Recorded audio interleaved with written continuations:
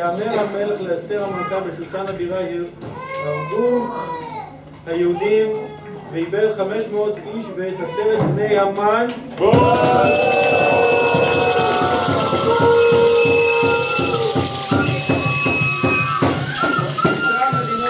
מה עשו ומה שאלתך וינתן לך, מה בקשתך עוד. ותעש ותאמר אסתר לכתוב על המלך טוב, יינתן גם מחר ליהודים אשר בשושן לעשות כדת היום, ואת 10 בני המן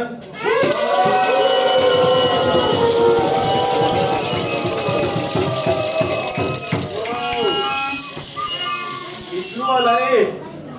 ויאמר המלך לעשות כן, ותינתן דת בשושן, ואת 10 בני המן תלו